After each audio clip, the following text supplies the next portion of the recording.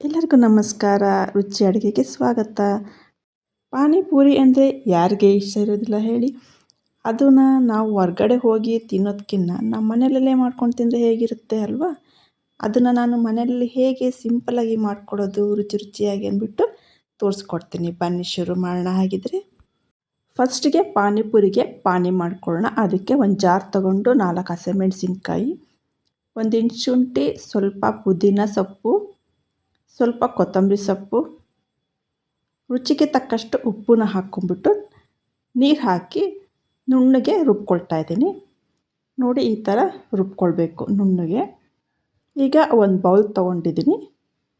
ಇದಕ್ಕೆ ಇವಾಗ ಮಾಡಿಕೊಂಡಿರೋ ಗ್ರೀನ್ ಚಟ್ನಿನ 1.5 ಸ್ಪೂನ್ನ ಹಾಕ್ಕೊಳ್ತಾ ಇದ್ದೀನಿ. ಇದು ಹುಣಸೆಹಣ್ಣಿನ ರಸ 2 ಸ್ಪೂನ್ ಹಾಕ್ಕೊಳ್ತಾ ಇದ್ದೀನಿ. ಬ್ಲ್ಯಾಕ್ ಸಾಲ್ಟು 1/4 ಸ್ಪೂನು, 1/4 ಸ್ಪೂನು ಕಾಳು ಮೆಣಸಿನ ಪುಡಿ, ಅರ್ಧ ಸ್ಪೂನು ಜೀರಿಗೆ ಪುಡಿ, ಬೆಲ್ಲದ ಪೌಡರು 1/2 ಸ್ಪೂನು ಕುಟ್ಟಿ ಪುಡಿ ಮಾಡಿರೋದು ಇದನ್ನು. ಇದಕ್ಕೆ ನಾರ್ಮಲ್ ಉಪ್ಪನ್ನ ಕೂಡ ಹಾಕ್ಕೊಳ್ಬೇಕು. 1/2 ಸ್ಪೂನ್ ಹಾಕ್ಕೊಳ್ತಾ ಇದ್ದೀನಿ. ಇದನ್ನೆಲ್ಲ ಹಾಕ್ಕೊಂಡಾದ್ಮೇಲೆ ಇದಕ್ಕೆ 1.5 ಗ್ಲಾಸಷ್ಟು ನೀರು ಸೇರಿಸ್ತಾ ಇದ್ದೀನಿ. ಇದಕ್ಕೆ ತಣ್ಣಗಿರೋ ನೀರಾದರೂ ಹಾಕ್ಕೊಳ್ಬೋದು, ನಾರ್ಮಲ್ ಆಗಿರೋ ನೀರಾದರೂ ಕೂಡ ಹಾಕ್ಕೊಳ್ಬೋದು. ಇವಾಗ ಇದಕ್ಕೆ ಅರ್ಧ ನಿಂಬೆಹಣ್ಣಿನ ರಸನ ಸೇರಿಸ್ಕೊಳ್ಬೇಕು.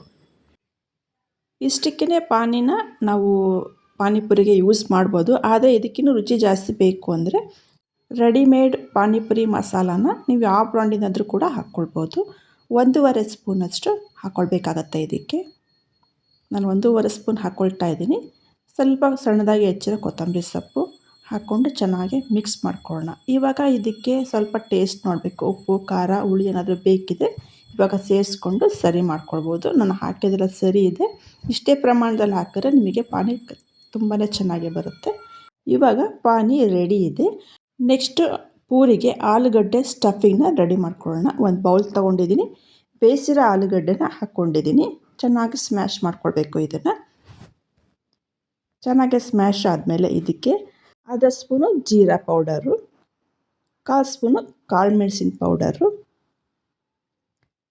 1/4 ಸ್ಪೂನು ಬ್ಲ್ಯಾಕ್ ಸಾಲ್ಟು, ರುಚಿಗೆ ತಕ್ಕಷ್ಟು ಉಪ್ಪು, 1/4 ಸ್ಪೂನು ಖಾರದ ಪುಡಿ, ಬೇಯಿಸಿರೋ ಹಸಿ ಬಟಾಣಿ, ಸಣ್ಣದಾಗಿ ಹೆಚ್ಚಿರೋ ಕೊತ್ತಂಬರಿ ಸೊಪ್ಪು, ಸಣ್ಣದಾಗಿ ಹೆಚ್ಚಿರೋ ಈರುಳ್ಳಿ, ಇದನ್ನೆಲ್ಲ ಮಿಕ್ಸ್ ಮಾಡ್ಕೊಳ್ಳುತ್ತೆ ಚೆನ್ನಾಗಿ. ಇದಕ್ಕೆ ಹಸಿ ಬಟಾಣಿ ಇಲ್ಲ ಅಂದರೆ ಒಣ ಬಟಾಣಿ ಕೂಡ ನೆನೆಸಿ ಬೇಯಿಸಿ ಹಾಕ್ಕೊಳ್ಬೋದು. ಇಲ್ಲ ಕಡಲೆಕಾಳು ಬೇಕಾದರೂ ಕೂಡ ಹಾಕ್ಕೊಳ್ಬೋದು. ಖಾರಕ್ಕೆ ನಿಮಗೆ ಅಚ್ಚ ಖಾರದ ಪುಡಿನ ಜಾಸ್ತಿ ಬೇಕಿದ್ರೆ ಹಾಕ್ಕೊಳ್ಬೋದು. ಪಾನಿಪುರಿ ಅಂದಮೇಲೆ ಸ್ವಲ್ಪ ಸ್ಪೈಸಿಯಾಗಿದ್ದೇ ಚೆಂದ. ಖಾರ ತಿನ್ನೋಕ್ಕೆ ಇಷ್ಟಪಡ್ತಿದ್ರೆ ಸ್ವಲ್ಪ ಕಮ್ಮಿ ಹಾಕ್ಕೊಂಡ್ರೆ ನಡೆಯುತ್ತೆ. ಇವಾಗ ಚೆನ್ನಾಗಿ ಕಲಸಿದ್ದಾಗಿದೆ. ಆಲೂಗಡ್ಡೆ ಸ್ಟಫಿಂಗ್ ಕೂಡ ರೆಡಿಯಾಗಿದೆ. ಇದು ಪಾನಿಪುರಿ ಆದಮೇಲೆ ಪೂರಿ ಕರಿಬೇಕಲ್ವಾ.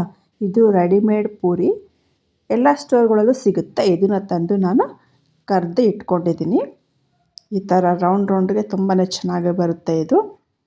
ಇವಾಗ ಇದಕ್ಕೆ ಸ್ಟಫಿಂಗ್ ಮಾಡೋಣಂತೆ.